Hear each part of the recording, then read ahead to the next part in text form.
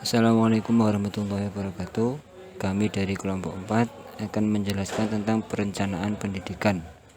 Dan kelompok kami yaitu saya sendiri Habib, kemudian Fitriyanti Hida Masfufah.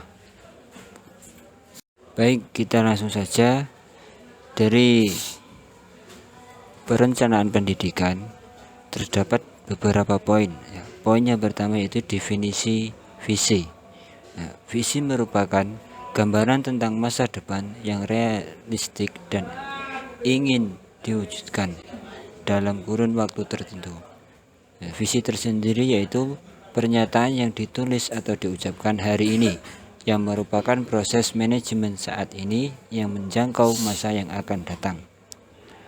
Hak dan Maljuf menyatakan bahwa visi adalah pernyataan yang merupakan sarana untuk mengkomunikasikan alasan keberadaan organisasi dalam arti tujuan dan tugas pokok, memperlihatkan framework hubungan antara organisasi dengan stakeholder, sumber daya organisasi, konsumen, citizen, pihak yang terkait.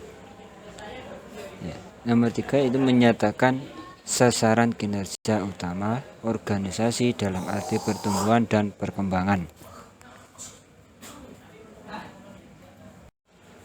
Berdasarkan Permendiknas nomor 19 tahun 2007, visi sekolah yaitu dibagi menjadi beberapa poin. Yang nomor 1, dijadikan sebagai cita-cita bersama warga sekolah dan segenap pihak yang berkepentingan pada masa yang akan datang. Kedua, mampu memberikan inspirasi, motivasi, dan kekuatan pada warga sekolah serta segenap pihak yang berkepentingan.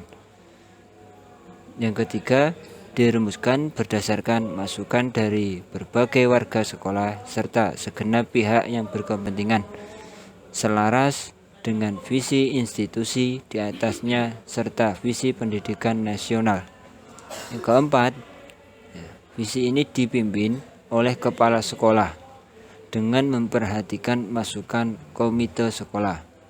Yang kelima, disosialisasikan kepada warga sekolah dan segenap pihak yang berkepentingan. Yang keenam, yaitu ditinjau dan dirumuskan kembali secara berkala sesuai dengan perkembangan dan tantangan di masyarakat. Baik, kemudian yang selanjutnya yaitu definisi misi. Misi adalah pernyataan mengenai hal-hal yang harus dicapai organisasi bagi pihak-pihak yang berkepentingan di masa datang. Pernyataan misal mencerminkan tentang penjelasan produk atau pelayanan yang ditawarkan. Pernyataan misi harus meliputi 1. Menunjukkan secara jelas mengenai apa yang hendak dicapai oleh organisasi dan bidang kegiatan utama dari organisasi yang bersangkutan. Yang kedua, secara eksplisit mengandung apa yang harus dilakukan untuk mencapainya. Yang ketiga, mengandung partisipasi masyarakat luas terhadap perkembangan bidang utama yang digeluti organisasi. Selanjutnya, misi juga terkait dengan kewenangan yang dimiliki oleh sekolah maupun peraturan perundang-undangan yang berlaku berdasarkan Permendiknas nomor 19 tahun 2007. Misi sekolah adalah yaitu 1. Memberikan arah dalam mewujudkan visi sekolah sesuai dengan tujuan pendidikan nasional. 2. Merupakan tujuan yang dicapai dalam kurun waktu tertentu. 3. Menjadi dasar program pokok sekolah. 4. Menekankan pada kualitas layanan peserta didik dan mutu lulusan yang diharapkan sekolah. 5. Membuat pernyataan umum dan khusus yang berkaitan dengan program sekolah. 6. Memberikan keluasan dan ruang gerak perkembangan kegiatan satuan-satuan unit sekolah yang terlibat. Dan 6. Diluruskan berdasarkan masukan dari segenap pihak yang berkepentingan termasuk komite sekolah dan diputuskan oleh rapat dewan pendidik yang dipimpin oleh kepala sekolah. 7. Disosialisasikan kepada warga sekolah yang segenap pihak yang berkepentingan. dan 8 ditinjau dan dirumuskan kembali secara berkala sesuai perkembangan dan tantangan di masyarakat. Selanjutnya yaitu perencanaan strategis. Pengertian perencanaan strategis.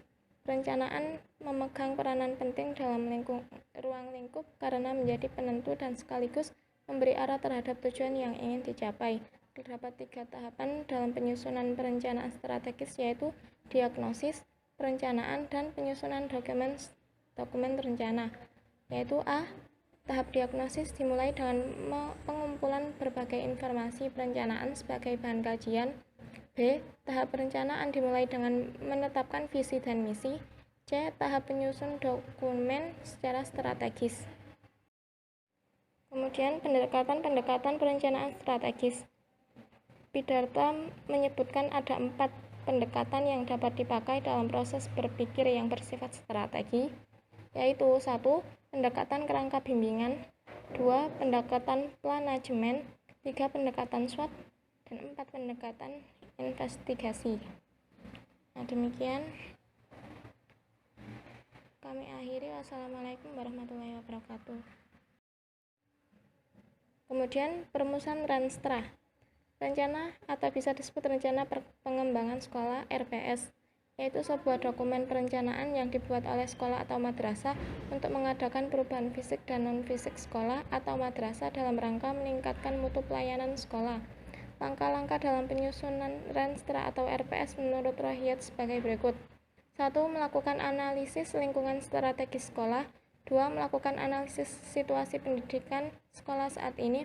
3. Melakukan analisis situasi pendidikan sekolah yang diharapkan pada 5 tahun ke depan. 4. Menentukan kesenjangan antara situasi pendidikan sekolah saat ini dan yang diharapkan 5 tahun ke depan. 5. Merumuskan visi sekolah. 6. Merumuskan misi sekolah. 7. Menentukan strategi pelaksanaan pada sekolah setelah merumuskan program. Dan 8. Menentukan tonggak-tonggak kunci keberhasilan milestone berdasarkan tujuan program dan strategi pencapaiannya yang telah disampaikan sebelumnya.